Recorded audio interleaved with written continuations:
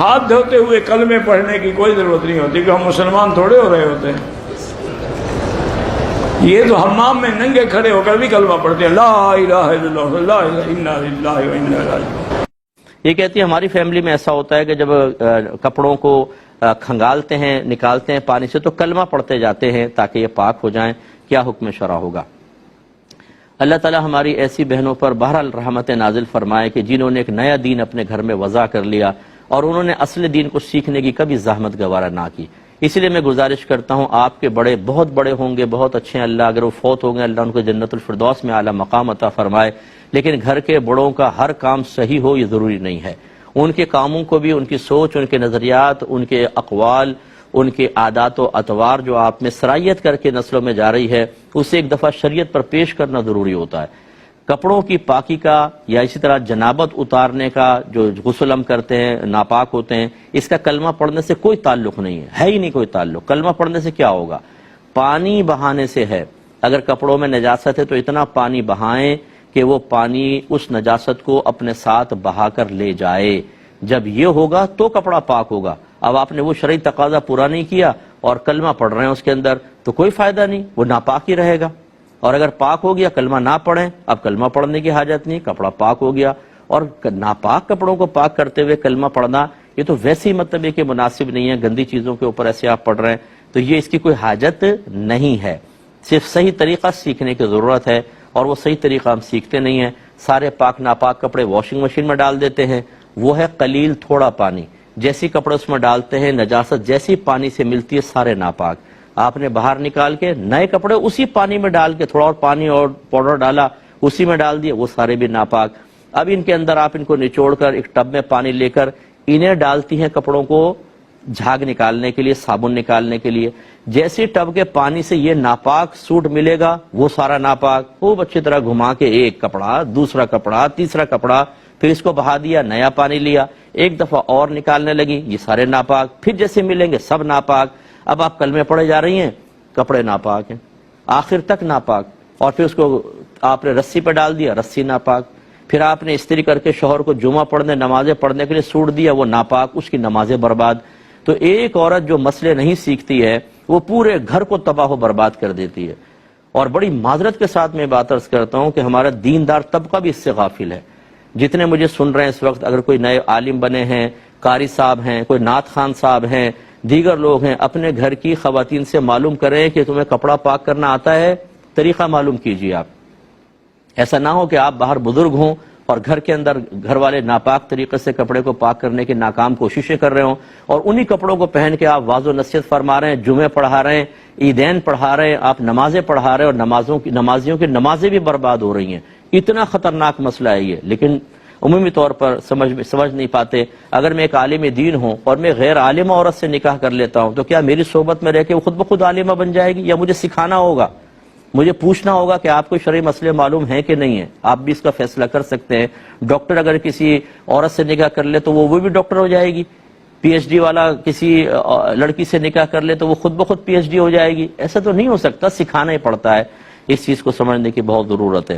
باطن کے میل کو دور کرنے کے لیے، غیر مسلموں کو اسلام میں داخل کرنے کے لیے تو بہت ہی مفید ایک جملہ ہے.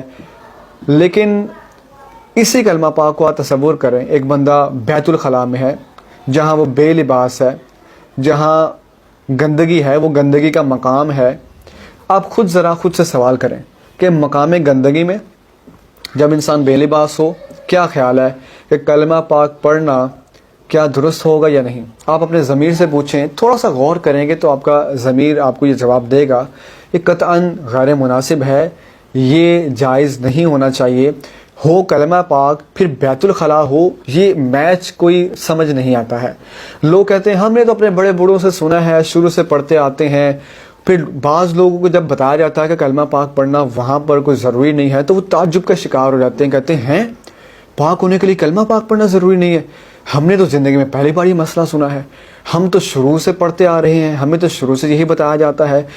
غسل کرتے ہوئے کلمہ پڑھتے ہیں، استنجا کے بعد ہاتھ دھوتے ہیں کلمہ پڑھتے ہیں، کپڑوں کو دھوتے ہوئے کلمہ پڑھتے ہیں، کوئی چیز جیسے ناپاک پانی میں گر جائے اس کو دھوتے ہوئے کلمہ پڑھتے ہیں. تو بات یہ ہے کہ سوال یہ نہیں کہ شروع سے خاندان والے کیا کیا کہتے چلے آ رہے ہیں. سوال یہ ہے کہ قرآن و حدیث نے کیا کہا ہے.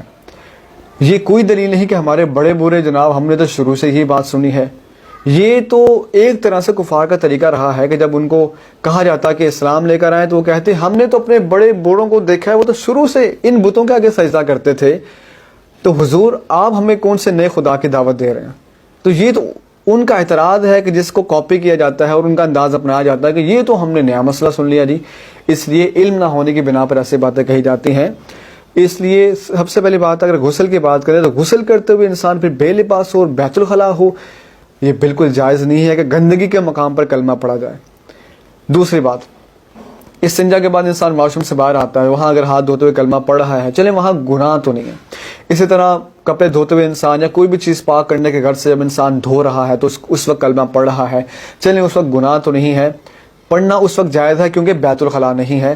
لیکن یہ بات بالکل ذہن میں رکھیں کہ کسی بھی چیز کو پاک کرنے کے لیے, چاہے جسم ہو, کوئی چیز ہو, کوئی لباس ہو, کلمہ پاک پڑھنا شریعت نے کوئی لازم نہیں کیا. اللہ تعالیٰ نے قرآن پاک کے اندر پانی کے بارے میں ارشاد فرمایا وَأَنزَلْنَا مِنَ السَّمَاءِ مَاءً طَهُورًا. اللہ تعالیٰ ارشاد فرماتا ہے ہم نے آسمان سے پانی کو پاک کرنے والا بنا کر اتارا ہے. پانی اٹ سیلف اور بذات خود اتنی پرفیکٹ چیز ہے, اتنی کامل چیز ہے کہ اللہ تعالیٰ نے اس کی تعریف قرآن میں فرمائی کہ ہم نے تو آسمان سے اس کو پاک کرنے والا بنا کر اتارا ہے. یہ طاہر بھی ہے, مطہر بھی ہے, خود بھی پاک ہے اور پاک کر بھی دیتا ہے. جہاں جہاں سے پانی بہتا چلا جاتا ہے وہاں وہاں سے انسان پاک و صاف ہوتا چلا جاتا ہے. ہاتھ پاک ہو جاتے ہیں, کپڑے پاک ہو جاتے ہیں, چیزیں پاک ہو جاتی ہیں. تو جب خود اللہ تعالیٰ نے پانی کو اٹسلف پاک کرنے والا بنا دیا ہے تو اس کے لیے پاک کرنے کے لیے کلمہ پاک پڑھنا شریعت میں نہیں ہے, نہ ہی اس کو لازم کیا گیا ہے. البتہ اگر کوئی بیت الخلاء میں نہ ہو, باہر پڑھتا ہے, جائز تو ہے. لیکن یہ عقیدہ اور ایک یہ نظریہ بنا لینا کہ شاید اگر نہ پڑھیں گے تو چیز پاک نہیں ہوگی, یہ بالکل غلط ہے. اور بیت الخلاء میں پڑھنے کی بالکل اجازت نہیں ہے, وہاں گناہ ہے کیونکہ وہ مقام گندگی ہے. ہاتھ پاک کرنے کے لیے 3 کلمے پڑھنا. جب ہم قضائے حاجت کے لیے واش روم جاتے ہیں تو ہمارے ہاتھ ناپاک ہو جاتے ہیں, کیا انہیں پاک کرنے کے لیے ہمیں پہلے 3 کلمے پڑھنے چاہیے؟ اس طرح غسل میں بھی ہمیں پاک ہونے کے لیے کیا پہلے 3 کلمے پڑھنے چاہیے؟ کیا یہ بات صحیح ہے؟ محسن صاحب سرگودا سے, یہ بالکل غلط بات ہے. کلمے کا ہاتھ کے پاک ہونے سے کوئی تعلق نہیں ہے. جب آپ واش روم جائیں صابن سے اچھی طرح ہاتھ دھو لیں یا مٹی پہ رگڑ دیں ہاتھ اور پھر دھو لیں تو اس طرح وہ جرمز بھی مر جاتے ہیں, ہاتھ پاک ہو جاتا ہے. تو بس اتنا کافی ہے, یہ کلمے کا یہاں موقع نہیں ہے.